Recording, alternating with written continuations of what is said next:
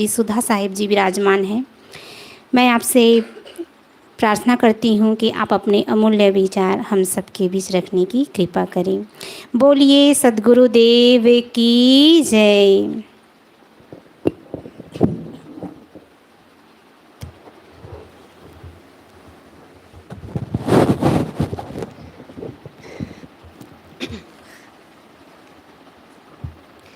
बोलिए सदगुरु कबीर साहेब की जय, संत समाज की जय, भक्त समाज की जय।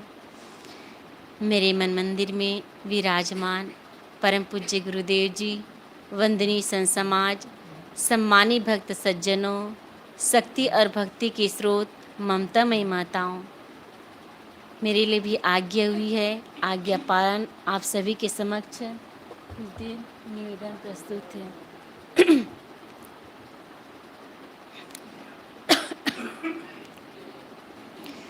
जा कुछ दिगुरु मिल गया, फैला पर में प्रकाश,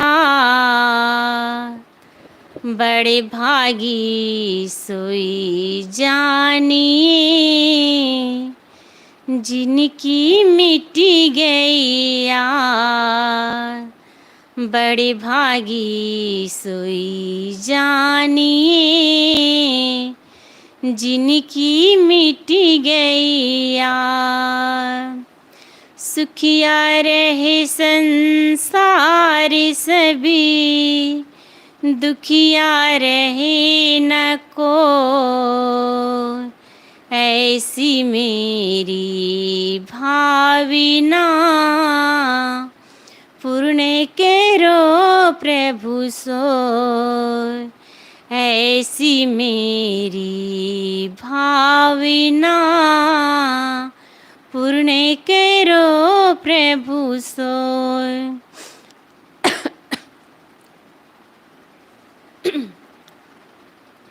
सद्गुरु विशाल देव जी द्वारा रचित सद्गुण शतक की एक पंक्ति। बहुत जन्म नर देह को सुकृत का फल ये, मिले विवेक यथार्थ जब तभी सब दुखे। सद्गुरु कहते हैं विवेक और यथार्थ की प्राप्ति होना अनेक नर जन्मों के शुभ कर्मों का ही परिणाम होता है। जब यह मिलता है तभी अनंत जन्मों के दुखों का अंत होता है। हर मनुष्य का प्रथम कर्तव्य है कि वह अपने जीवन को सुव्यवस्थित करके आत्मा कल्याण कर पूर्ण रूप से शांति प्राप्त करना। मनुष्य एक सामाजिक प्राणी है, इसलिए उसका समाज के प्रति भी उत्तरदायित्व बनता है कि भौतिक, सामाजिक तथा आध्यात्मिक उत्थान के लिए सहयोग करना, क्योंकि मनुष्य जो है समाज से बहुत उपकृत है। यदि मनुष्य को समाज का सहयोग और साथ ना मिले तो वह किसी भी क्षेत्र में आगे नहीं बढ़ सकता, किसी भी क्षेत्र में उन्नति नहीं कर सकता।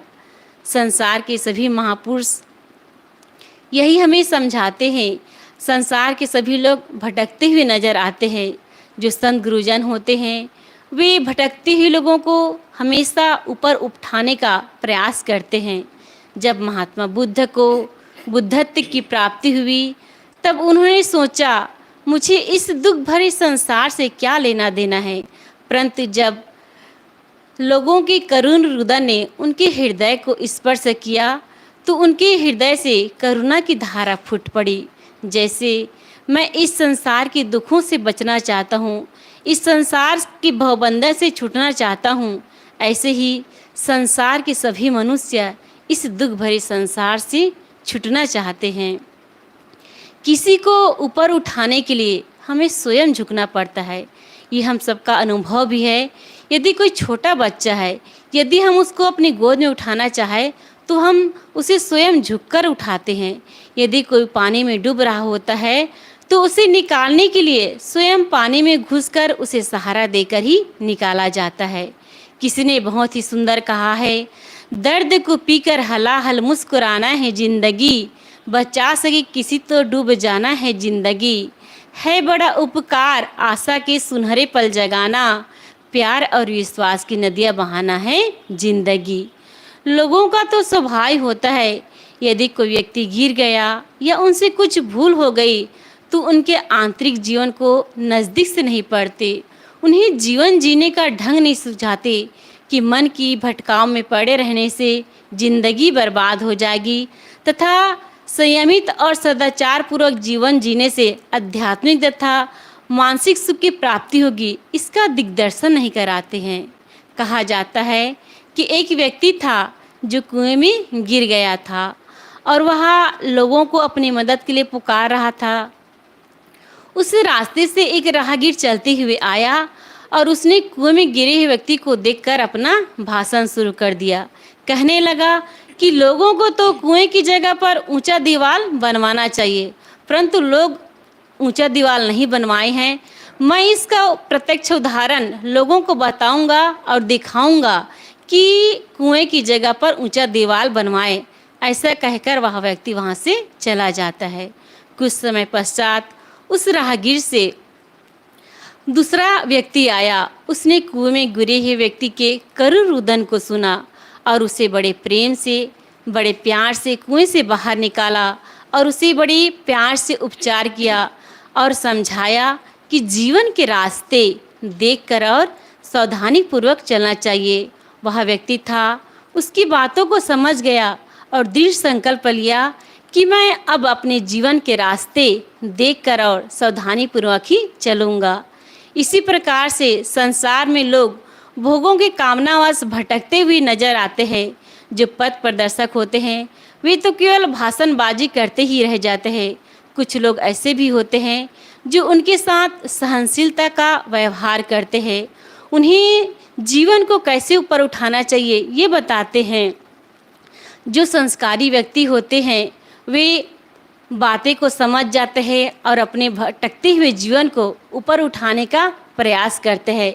इस प्रकार दूसरों की मदद करने से अपना समय और शक्ति बर्बाद हो सकता है, लेकिन कोई व्यक्ति अपने भटकते हुए जीवन को ऊपर उठाने का प्रयास करते हैं तो ऐसा परिहित में उठाया हुआ कष्ट बहुत ही सुखद होता है। गोस्वामी तुलसीदास जी भी कहते हैं, परिहित सरी से धर्म नहीं भाई, अर्थात दूसरों के भलाई के समान कोई धर्म नहीं है। सदगुरु कबीर साहब जी भी कहते हैं, हितकारी और सच्चा मित्र वही होता है जो कुमार्ग में जाते ही व्यक्ति को सतमार्ग की ओर ले आए। यह केवल कथन मात्र से नहीं बल्कि स्वयं सही रास्ते पर चलकर उन्हें सही दिशा दे, उन्हें सही ज्ञान दे। इससे बड़ी क्या बात हो सकती है जो दूसरों के लिए इतनी विनम्र एवं करुणा विगलित हो जाए। सदगुरु कबीर साहब जी कहते हैं, दादा भाई बाप के लेखो शरणन हुई है बंदा, अब की पुरिया जो निर्वारे सोजग सदा आनंदा। सदगुरु कबीर साहब जी कहते हैं कि ऐसे संसार के भटकते हुए लोगों, मैं तुम्हें दादा भाई पिता यहाँ तक कि मैं तुम्हारी चरणों की गुलामी करने के लिए भी तैयार हूँ। यदि तुम अपने भटकते हुए जीवन को संभाल लेते हो, यदि तुम अपना उद्धार कर लेते हो तो तुम सदा के लिए आनंदित हो जाओगे। इससे बड़ी और क्या बात हो सकती है जो दूसरे के लिए इतना करुणा विगलित हो जाए, इतना विनम्र हो जाए। किसी ने बहुत ही सुंदर कहा है, हम उन्हें याद किया करते हैं जो औरों के लिए जिया करते हैं, खुद अगरबत्ती की तरह जलकर जो औरों को खुशबू दिया करते हैं। अपने सुख और स्वार्थ के लिए तो सभी जीते हैं, लेकिन दूसरों के उद्धार के लिए अपने दिल के दरवाजे खोल देता है, ऐसा व्यक्ति ही देवता कहलाने योग्य होता है। सदगुरु कबीर साहब जी कहते हैं, मैं रोऊं यह जगत को मोको रोए न कोई। अर्थात जो संत गुरुजन होते हैं वे संसार में भटकते हुए जीवों को देख करके दुखी हो जाते हैं, करुणा विगलित हो जाते हैं और उसे संसार से भवपाल लगाने का हर संभव प्रयास करते रहते हैं। गोस्वामी तुलसीदास जी भी कहते हैं, संत हृदय नवनीत समाना, कहा कबिन पर कहा न जाना, निज पर ताप द्रोही नवनीता, पर दुख द्रोही जो संत पुनीता। मक्खन में जब बाहर से ताप लगता है तब वह पिघलता है, लेकिन संत गुरुजन होते हैं जो दूसरों की पीड़ा को देखकर ही, दूसरों के करुण रुदन को देखकर ही वे करुणा विगलित हो जाते हैं और उसे इस संसार से पार लगाने का हर संभव प्रयास करते हैं। व्यक्ति को जब बाहर से चोट लगती है तब कोई रास्ता दिखाई नहीं देता। ऐसे समय में संत गुरुजन ही होते हैं जो उन्हें सहारा देकर उसे इस भवबंधन से छुड़ाते हैं, उसे पार लगाते हैं। तब व्यक्ति जो है स्वपरहित करता है, वरना इस दुनिया के चकाचौंध में कौन याद करता है। ऐसे संत गुरुजनों को सब तो बेहोशी में जीते हुए चले जाते हैं। किसी ने बहुत ही सुंदर कहा है, दुखों से अगर चोट खाई न होती, तुम्हारी प्रभु याद आई न होती। जगाते न यदि तुम गुरु ज्ञान द्वारा, कभी हमसे कोई भलाई न होती। संत गुरुजन ही होते हैं जो हमें हर समय समझाते हैं कि जीवन को कैसे जीना चाहिए, जीवन में ऐसा काम करना चाहिए जिससे हमें पछतावा ना हो। सदगुरु विशाल देव जी कहते हैं, संत गुरु आधार और न रक्षक कोई कीते। अर्थात साधक को संत गुरुजन ही होते हैं जो सहारा देते हैं। उन्हें हर समय प्रयास करते रहते हैं कि इनका जीवन सुंदर बने, इनका जीवन सुखमय बने। हम देखते भी हैं जो संत गुरुजन ही होते हैं जो हमें हर समय यह प्रयास करते हैं कि हमारा जीवन सुंदर हो, हमारा जीवन कमल के समान खिले और हम उस बुलंदी पर पहुँचे जहाँ पर हम पहुँचना चाहते हैं। जीवन में गलतियाँ किससे नहीं हो जाती, पर उन गलतियों को जिसने मनसा वाचा कर्मना से पूर्ण रूप से गलानी करके त्याग कर देता है, निश्चित ही वही अपना कल्याण करता है। पथिक जी महाराज भी बहुत सुंदर कहते हैं, अगेरी गलती रुलाती है तो राहें भी दिखाती है। मनुज गलती का पुतला है, ये अक्सर हो ही जाती है। जो कर ली ठीक गलती को उसे इंसान कहते हैं। किसी के काम में जो आए उसे इंसान कहते हैं। जो दोषी व्यक्ति है उसको दंड देना बहुत ही सरल होता है, परंतु उसके अंतःकरण को सही दिशा में मोड़ना कठिन होता है। और ऐसा करना ही महानता है। जो काम पुलिस वेद के द्वारा नहीं कर पाते, वह काम संत गुरुजन करते हैं। वह अपनी ज्ञान के फव्वारा से व्यक्ति के जलते हुए हृदय को शीतल बना देते हैं। रत्नाकर जैसे डाकू को जब 70 ऋषि मिल गए तो वह वाल्मीकि बन गए। महात्मा बुद्ध ने अंगुलीमाल जैसे हत्यारा को भिक्षुक बना दिया। एक बार क्या हुआ, एक स्त्री को लेकर संत ईसा मसीह के पास आए और कहा, हुजूर, इस स्त्री पर व्यभिचार का आरोप है, इसलिए हम इसे पत्थर मार मार करके इसे समाप्त कर देना चाहते हैं। संत ईसा मसीह ने कहा, सचमुच इसने अपराध किया है और अपराधी को सजा भी मिलनी चाहिए, लेकिन पहला पत्थर वह व्यक्ति मारे जिसने आज तक अपने जीवन में एक भी अपराध ना किया हो। जितने लोग हाथों में पत्थर लेकर खड़े थे, सभी के हाथों से पत्थर नीचे गिर जाते हैं और सभी अपना सिर झुका करके वहाँ से चले जाते हैं। तब संत ईसा मसीह ने उस स्त्री को बड़े प्यार से समझाया, बहन, जीवन में गलती हो जाना स्वाभाविक है, पर उन गलतियों को मनसा वाचा कर्मना से त्याग कर देना ही मनुष्यता है। वह स्त्री अपने आप को पश्चाताप के आंसू से धो डालती है और पवित्र जीवन जीने की दृढ़ संकल्प लेती है। पिंगला वेश्या थी, जब तक वह पर पुरुषों में आसक्त थी तब तक वह दुखी और बेचैन थी। जब उन्हें पर पुरुषों से वितृष्णा हुई तब वह अपने आप सुख और शांतिपूर्वक जीवन बिताने लगी। दुनिया के लोग तो अपने स्वार्थ और संबंध तक अपने संबंध स्थापित करते हैं। उन्हें दूसरों के सुख दुख से कुछ भी लेना देना नहीं होता है। किसी ने बहुत ही सुंदर कहा है, सुख में तेरे साथ चलेंगे, दुख में सब मुख मोड़ेंगे, दुनिया वाले तेरे बनकर तेरा ही दिल तोड़ेंगे। हम देखते भी हैं संसार के लोग सिर्फ संबंध कब तक स्थापित करते हैं जब तक उसको सुख और शांति मिलती है, लेकिन जैसे ही किसी के जीवन में दुख आता है तो वे अपना मुख मोड़ लेते हैं। लेकिन हमारे मन में मोह का लाशा ऐसा चिपका हुआ होता है कि हम उसे छुड़ा नहीं पाते। चाहिए तो यह कि हम उस मोह के लाशे को नैराश्य की धूप में इतना सुखा दे कि वह अपने आप ही छट जाए, अपने आप ही निकल जाए।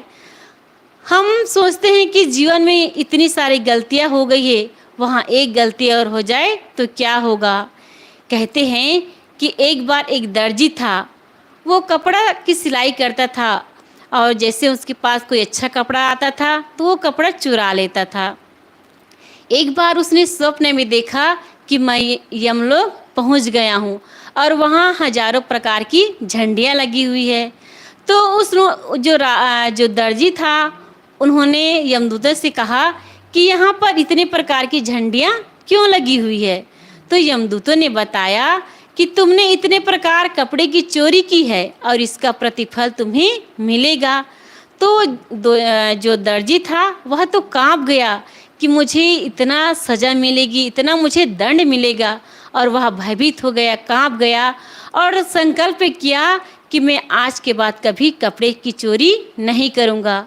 दूसरे दिन वहाँ अपने दुकान गया और अपने रागिर्दों से कहा कि मैं जब भी कपड़े चुराने लगूं तो आप लोग मुझे कह देना उस्ताद झंडी झंडी झंडी, और मैं समझ जाऊंगा और मैं कपड़े की चोरी नहीं करूंगा। अब वो जो दर्जी था, कपड़े की सिलाई करता था, 5-6 महीना हो गया, कपड़े की चोरी नहीं किया।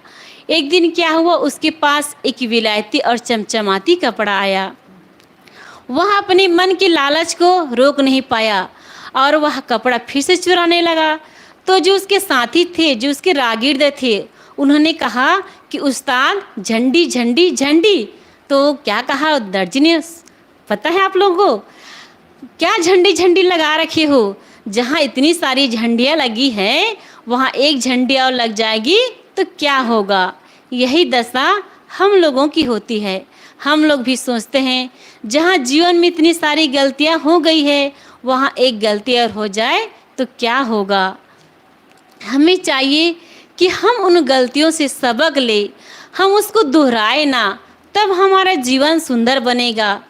महत्व इसका नहीं है कि हमने भविष्य में क्या किया और क्या नहीं किया, महत्व इसका है कि हम वर्तमान काल में क्या कर रहे हैं, क्योंकि हमारे भविष्य का निर्माता हमारा वर्तमान समय होता है, हमारा वर्तमान समय ही होता है। यदि मनसा वाचा कर्मणा से पूर्णकृत गलानी कर्मों को हम त्याग कर देते हैं और सत्संग, सदाचार और साधना पूर्वक जीवन बिताते हैं तो हम इसी जीवन में परम शांति पा सकते हैं। सत्पुरुषों की संगति एवं सत्संग से भयंकर अपराधी भी सुधर सकता है, बदल सकता है। इसलिए सदैव सत्पुरुषों की संगति करना चाहिए, क्योंकि संत गुरुजन ही हमें बताते हैं कि जीवन को कैसे जीना चाहिए। वे हमें बताते हैं कि हमारे जीवन में हम ऐसा काम ना करें जिसे हमें पछताना पड़े, लेकिन हम लोग वही गलतियां दोहराते हैं, इसलिए हमें पछताते हुए संसार से जाना पड़ता है। हम सबको चाहिए कि हम जो मानव जीवन मिला हुआ है उसका सही उपयोग करें, हम अपने समय का दोहन करें, क्योंकि यह समय हमें बार बार मिलने वाला नहीं है। आज हमें सुंदर शरीर मिला है, सुंदर यह मानव का शरीर मिला है, सुंदर समय मिला हुआ है, सुंदर इंद्रियां मिली हुई है। यदि हम सुंदर समय को पाकर भी अपना आत्म कल्याण का काम नहीं कर पाए तो हमसे अभागा कोई हो ही नहीं सकता। फिर पशु हमारे में क्या अंतर है? पशु बेचारे तो सिर्फ खाते पीते और भोग तक ही सीमित रह जाता है। लेकिन मनुष्य के पास विवेक और विचार की शक्ति है। यदि विवेक और विचार से काम लिया जाए तो निश्चित हम अपने जीवन को सार्थक बना सकते हैं। संत गुरुजन हमें बताते हैं कि मैं कौन हूँ, जगत क्या है, संसार और मेरा संबंध क्या है, इस पर हमें विचार करना चाहिए। यह जीवन हमें केवल खाने पीने के लिए नहीं मिला है, बल्कि कल्याण करने के लिए भी मिला है। आज सुंदर अवसर पाकर हम अपना कल्याण का काम न कर पाए तो हमारा मानव जीवन पाना निरर्थक हो जाएगा। इसलिए हम सबको चाहिए कि हम अपने जीवन का सही उपयोग करें। सद्गुरु विशाल देव जी कहते हैं, बहुत जन्म नरदेह का सुकृत का फल ये, मिले विवेक यथार्थ जब तभी सब दुखे। अर्थात विवेक और